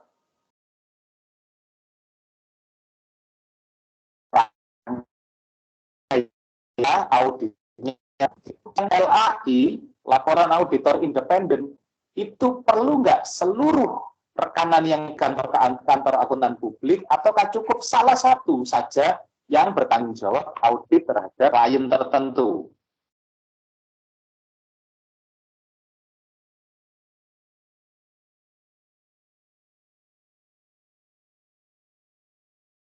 Saya ulangi, apakah seluruh, jadi di sini contohnya kan KAP, Agnes, Bella, dan Daniela. Nama akuntan publik Agnes, Bella, dan Daniela. Apakah berarti penanda tangan LAI-nya itu satu orang, cukup satu orang saja, ataukah ketiga rekanan yang ada di sini itu bertanda tangan semuanya?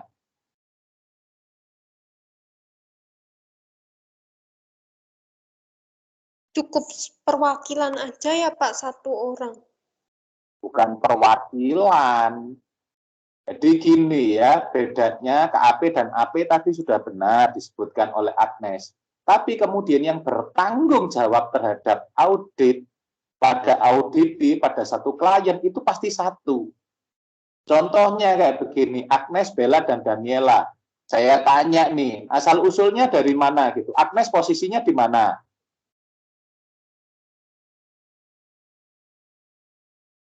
Sekarang ada di Malang, Pak. Oke, ada di Malang. Bella? Lalu mana dari Bella ini? Logatnya kayak orang Semarangan. Ya, Bella. Kalau melihat dari logatnya, Bella pasti bukan orang Malang. Logatnya sangat Semarangan. ya pesisir utara Jawa Tengahan gitu ya. Ya, tahu benar atau salah, tapi kalau dari dia Bella itu bicaranya kayak begitu. Daniela saya nggak tahu. Nah, yang namanya kantor akuntan publik saat membentuk satu seperti ini, maka kecenderungannya, tidak selalu, tapi kecenderungannya pasti itu berbeda tempatnya. Katakanlah di sini Agnes ada di Malang, maka Agnes akan mencari klien yang di seputaran Malang. Sedangkan Bella nanti di seputaran, katakanlah kalau memang betul perkiraan saya dari Semarang, maka akan mencari di seputaran Semarang. Daniela katakanlah dari mana, tempat lain, maka ini kotanya berbeda. Sehingga klien ini, katakanlah Kertas Makmur, ini ada di Jakarta, ya tidak perlu, katakanlah Daniela di Jakarta, maka yang bertanda tangan itu Daniela. Maka di sini, di gambaran umum auditornya itu, maka nama akuntan publik atau dalam kurung AP ya Daniela saja, Elak saja, sedangkan Agnes dan Bella tidak perlu masuk. Karena yang menandatangani klien itu hanya satu, katakanlah si Ella gitu ya. Maka Agnes dan Bella tidak perlu namanya masuk. Nah, kesalahannya akhirnya apa? Akhirnya di bab 4 ini, kelompok ini menjelaskan bahwa kemudian, ya yang di bab 4 ya, penjelasan tentang atlas, itu ternyata apa? Ternyata selalu menyebutnya AP-nya 3 orang. Wih, saya pikir ini keren banget ini ya. Ini KAP yang sangat kompak karena yang menandatangani berarti ada 3 orang gitu ya. Seluruh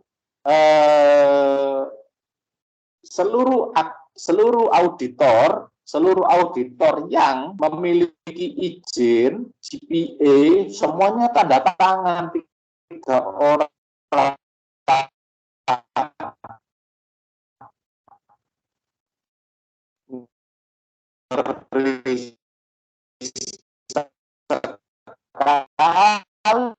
Kalau seperti itu ya kliennya antara ngeri, seneng sama sedih gitu ya, tidak perlu. Jadi ya 1 orang gitu ya yang menjadi siapa yang mendapat klien atau yang satu AP-nya katakanlah sebenarnya di bawahnya baru kantor akuntan publik Agnes, Bella, dan Daniela. Begitu. Tidak seperti ini. Kalau saya jadi kliennya gitu, katakanlah ini saya antara sedih sama senang. Senangnya berarti ada 3 auditor yang bekerja di kantor saya gitu ya. Tapi saya sedihnya saya harus bayarnya 3 kali lipat ini. Setiap AP kan punya tarifnya masing-masing. Lupa timnya itu lupa kan bisa aja timnya itu rekannya sendiri, rekanannya sendiri. Ya kalau kemudian rekanannya katakanlah sejajar ya semuanya punya CPA gitu. Berapa yang kemudian yang harus berarti ada 1 yang menjadi penanggung jawab, katakanlah saya sebutkan tadi Ella. Terus kemudian menunjuk ketua timnya adalah Bella. Terus kemudian ketua timnya, manajernya adalah Bella untuk kegiatan di Kertas Makmur. Ketua timnya adalah Agnes. Berapa kemudian yang harus saya bayar? Kalau kemudian berarti apa? Semuanya tarifnya adalah tarifnya auditor. Semuanya tarif CPA. Berarti saya apa? Sama dengan untuk 1 pekerjaan, 1 LAI saya harus membayar 3 kali lipat lebih mahal. Karena apa? AP-nya semuanya begitu. Jadi tidak perlu. Sehingga AP cukup 1, KAP-nya baru disebutkan KAP-nya. Dan timnya, katakanlah manajernya siapa. AP itu kan berarti rekanan, partner yang tertinggi dari dalam sebuah kantor akuntan publik. Manajernya, ya di tingkatan manajer yang ada di kantor. Terus kemudian ketua timnya, ya berarti apa? Dia tentu saja senior manager yang ada, senior auditor yang ada di situ. Timnya adalah tim auditor. Nah kalau kayak begini, kalau ternyata 3 kota, berarti ya 3 tim itu berarti sama dengan saya mempekerjakan 3 kota ngumpul di satu pekerjaan. Ya itu ya, itu yang perlu diperhatikan. Jadi hati-hati dalam membuat contoh maksudnya baik, tapi kemudian malah salah ya. Contohnya seperti tadi memasukkan Habib dan kemudian saat mengerjakan ini saat akan mengerjakan atlasnya gitu ya. Oke ya. Itu yang perlu menjadi perhatian agar berhati-hati kepada juga yang lain, karena kita praktikum jangan sampai kemudian salah, walaupun itu tidak mudah dikatakan di PPT ya, disalin dia kelompok, tapi bahwa kemudian makalah ini jadi kemudian ada kesalahan yang relatif mendasar gitu ya. Hal yang lain, hal teknis lah seperti katakanlah tabel 1, gambar 6 itu harusnya huruf awalnya itu kapital ya, gambar 6 itu G-nya besar, tabel 1 T-nya besar dan seterusnya. Ya, bukan hanya di tulisan tabelnya tapi juga di saat menjelaskan. Berdasarkan gambar 7 itu G-nya harus besar ya. Ini urusannya dengan penulisan kaidah penulisan karya ilmiah ya. Urusannya nanti dengan skripsi. Tapi kalau dalam laporan audit apakah penting? Ya iyalah, tetap harus dijaga ya. Hal yang lain saya tidak akan mengulangi apa yang sudah disampaikan oleh kelompok. Yang sudah disampaikan presentasinya lengkap, jelas gitu ya. Saya hanya ingin menyampaikan beberapa yang saya lihat dari beberapa pertanyaan ini menjadi penting. Jadi kawan-kawan sudah mulai kritis bahwa ternyata kalau kita ngomongin audit itu, katakan hari ini kita ngomongin RCL dan pakar audit, ternyata tidak hanya berhenti sampai di situ, ada hal-hal yang lain yang lebih besar. Nah, manajemen menolak RCL tadi sudah dijawab bahwa kemudian dari Anita ya, itu bahwa kemudian berarti apa? Itu kita yang mencari alternatif. Kalau enggak ya sudah, kalau ingin gampang anggap aja itu pembatasan karena apa? Loh, ini kan representasi, ini kan auditi yang harus buat bahwa sebenarnya saya loh. Selain asersi, kalau asersi itu kan bagaimana ketaatan terhadap laporan keuangan, hal-hal yang terkait dengan laporan, bahwa kemudian representasi ini saya menyatakan, ini loh surat pernyataan saya, bahwa saya sudah sebenarnya membuat laporan keuangan dengan baik dan benar, sehingga apa? Sehingga kalau ada apa-apa, itu auditor bisa terbebas dari tuntutan loh. Ini loh, manajemen loh sudah mengatakan baik dan benar semuanya. Ternyata ada apa-apa, ada masalah, ya bukan saya kan kemudian yang saya cek dari representasi sudah saya buktikan bahwa memang ada kekurangan, tapi yang dikatakan oleh manajemen mereka mengatakan baik-baik saja. Nah, berarti apa? Apakah representasi manajemen itu wajib bagi auditor? Ya sesuai dengan ISA kan dikatakan wajib. Berarti artinya apa? Manajemen wajib mengeluarkan. Kalau manajemen tidak mengeluarkan, seperti tadi kalau nggak salah,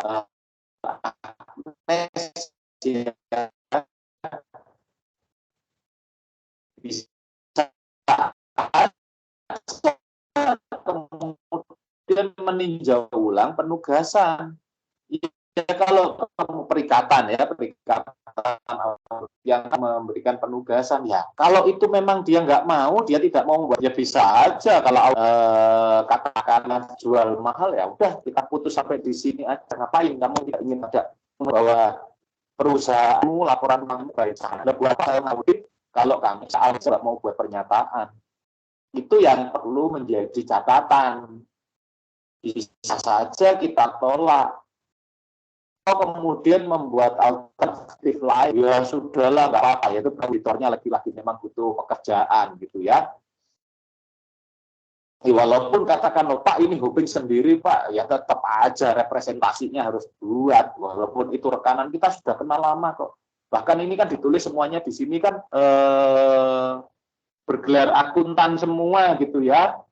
SE, ada yang MM apa gitu ya, yang manajernya kan sama-sama tahu, sama-sama latar belakangnya orang akuntansi gitu ya. Kalau kemudian dia tidak pernah membuat, tidak mau membuat atau bahkan kemudian pura-pura tidak tahu loh. Representasi klien itu apa? Ya tanyain aja gitu ya. Dulu waktu kuliah akuntansi itu belajar auditnya di mana gitu ya. Kalau kemudian loh, sama loh, kita kan katakanlah satu alumni loh, kan teman sendiri, ngapain harus kayak begini? Ah, ini harus wajib. Kemudian loh, saya nggak pernah tuh tahu gitu, bahwa kita diajari yang sama oleh Pak Dan dikatakan wajib. Loh, saya loh, makanya saya melakukan ini wajib. Masa toh saat itu saya nggak dengar, ya sudah, berarti memang anaknya memang belahong gitu ya. Wajib. Jadi kalau tidak mengeluarkan representasi, ya lebih baik ditolak. Karena apa? Ya kalau ada apa-apa dengan perusahaan itu, maka yang disalahin sekong auditinya untuk membuat laporan yang sesuai dengan kebutuhan eksternal. Ya nggak bisa seperti itu dong, ya. Nah itu sesuatu yang tidak boleh. Nah kemudian bagaimana pertanyaan Vidya tadi sudah dijawab kerjasamanya gitu ya dengan pakar gitu ya. Ya dengan perikatan ya. Kalau dengan perikatan kan berarti 1-2 penugasan. Kalau dibutuhkan. Yang enak itu biasanya dengan membuat MOU ya. Untuk membuat surat pernyataan kerjasama gitu ya.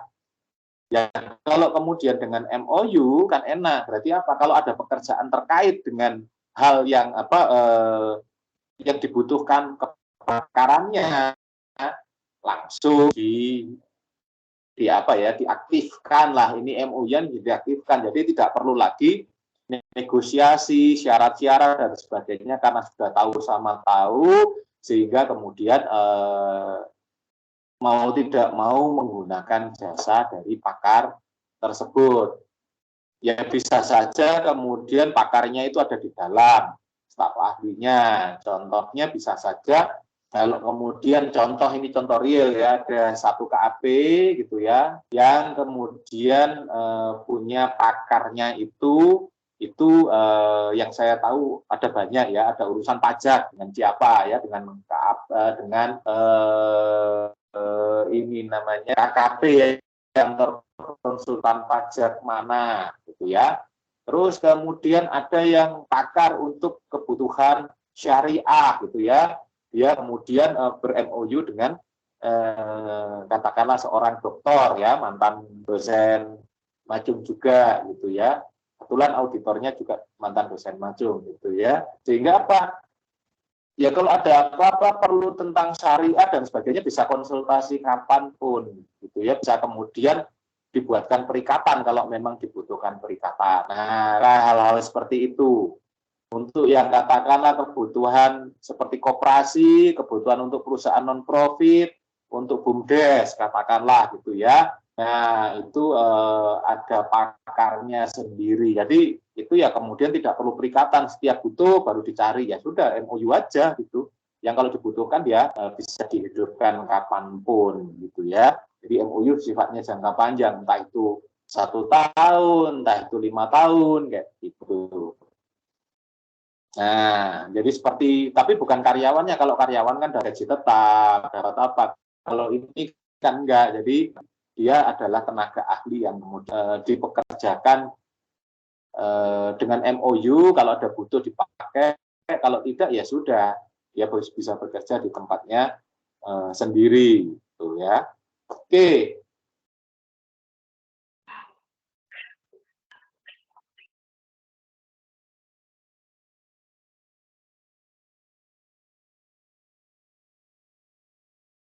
Bagaimana ada keraguan terhadap bukti dan juga kaitannya dengan RCL ya. Salah satunya kemudian bukti audit itu kan kita kaitannya pasti dengan RCL ya, dengan representasi klien. Kalau memang kliennya itu menyatakan dia baik-baik saja dan kemudian bukti yang kita temukan ternyata tidak baik-baik saja, nah itu kan jadi temuan, jadi catatan yang sangat penting. Berarti apa?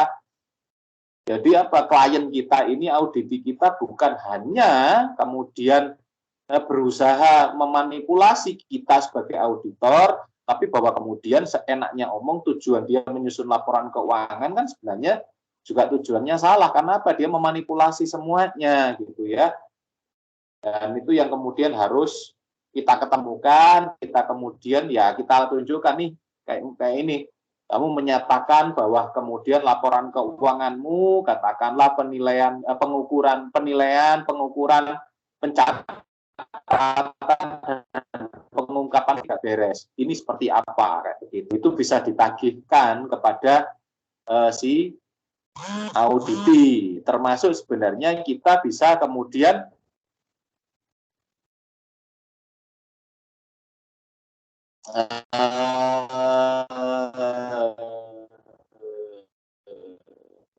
kita buatkan, katakanlah itu nanti menjadi ini jadi pernyataan, jadi representasi nanti kita balas dengan management letter ya, kalau ada kelemahan ini loh, ini perlu diperbaiki, bla bla bla, and so on gitu ya. Termasuk kemudian pertanyaan dari Feni tadi, bagaimana pertanyaan dari Angela, sumber pengujian terhadap sumber data pakar ya dalam tanda petik percaya tidak percaya bahwa kemudian pakar juga kemudian pasti ada sering diskusi, ngobrol bareng dan sebagainya, dan kemudian sumbernya pasti harus bisa diverifikasi ya. Jadi auditor itu bukan hanya memverifikasi, mencari konfirmasi dari auditinya saja, termasuk kepada rekan sekerjanya, termasuk ya dari pakar. Ya proses terjadi ya. Ya kalau sudah jadi tim pakarnya kan pasti sering ngobrol ya, minimal nggak tahu 1 bulan sekali atau apa, itu pasti kemudian ada ngobrol-ngobrol, ada sesuatu yang baru, itu pasti kemudian sharing-sharing dan sebagainya. Nah, itu untuk mempermudah pekerjaan saat kemudian melakukan proses audit.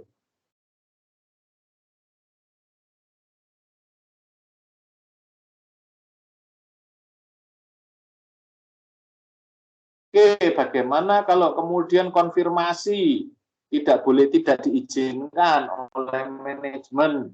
Tadi sudah dijawab ya, dengan kemudian alternatif dan sebagainya. Ya kalau kita nggak mau ribet, gampang aja, sudah pembatasan itu. Nah, pembatasan berarti apa? Nggak mungkin dia tanpa modifikasi, pasti dimodifikasi. Nah, kalau kemudian itu pembatasannya itu sangat fatal, apalagi kemudian yang kita ingin konfirmasi itu adalah klien-klien dari auditi kita yang ternyata atau yang terkait dengan auditi kita yang ternyata itu yang kunci-kunci yang ingin kita dapatkan. Nah, pembatasannya kan sangat luas. Berarti apa? Sangat mungkin bukan hanya tidak wajar, bukan hanya wajar tanpa pengecualian, tapi bisa saja itu tidak wajar. Karena apa? Terlalu banyak yang dibatasi. Terlalu banyak kita yang kemudian yang kita tidak bisa kerjakan dengan proses konfirmasi. Nah, itu sampai seperti itu. Jadi ya sudah, kalau kamu nggak mau, saya tidak boleh melakukan pekerjaan saya, ya jangan salahkan kalau terus kemudian ternyata hasil audit saya tidak seperti yang kamu minta, yang kamu bayangkan, kayak begini. Karena apa? Saya dibatasi kok. Ya, ada apa? Kenapa terlakukan pembatasan itu? Ya, hal-hal seperti itu perlu dijelaskan. Siapa yang menandatangani RCL? Tadi sudah dijawab juga ya. Tentu saja bukan TCWG, berurusan dengan governance, tapi kaitannya dengan yang mengetahui laporan keuangan, yang menyusun laporan keuangan, bukan yang mengawasi laporan keuangan. Ya.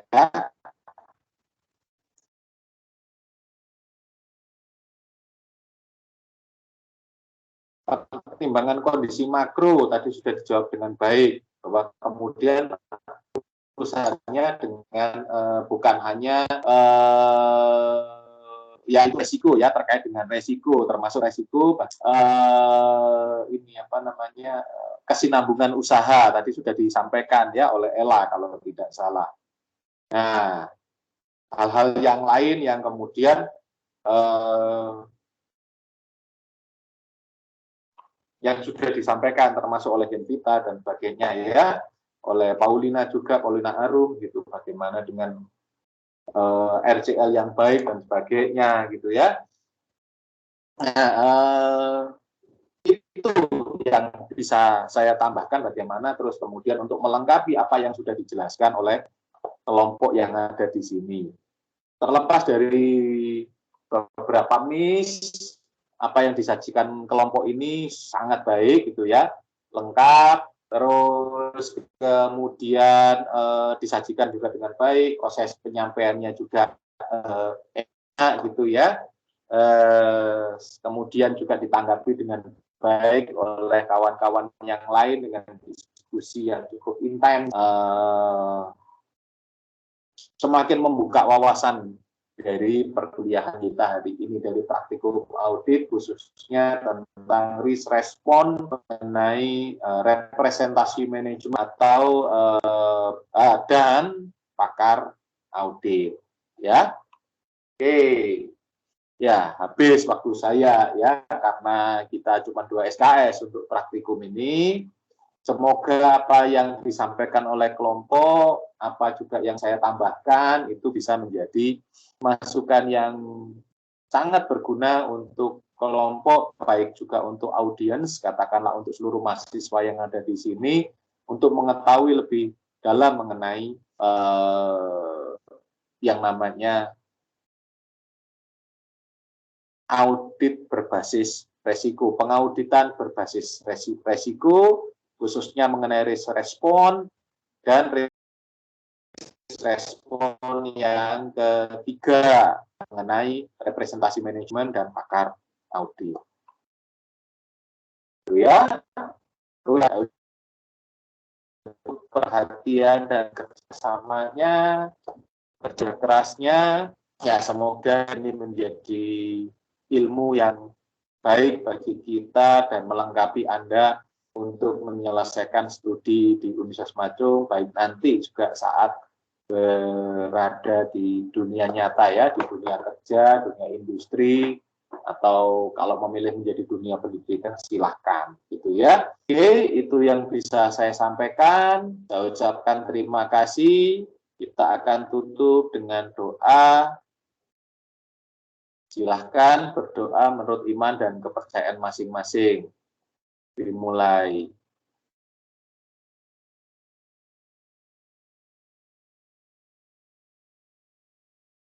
Berdoa cukup. Terima kasih sekali lagi, terima kasih. Kita akan ketemu lagi besok siang pada perkuliahan teori akuntansi. Selamat